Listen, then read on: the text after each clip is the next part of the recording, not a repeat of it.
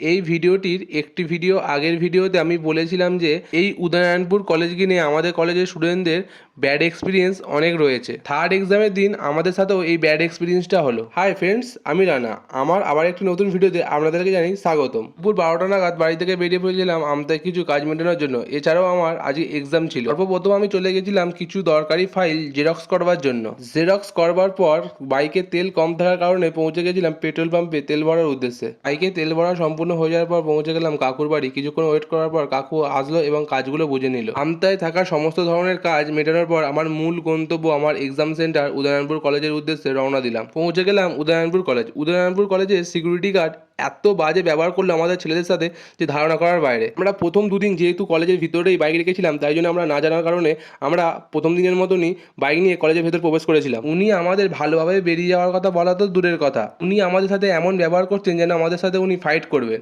সমস্ত রকম ঝামেলা বাদ দিয়ে পৌঁছে গেলাম এক্সাম হলের দিকে। তারপরে আর কোনো রকম ভিডিও করতে পারিনি।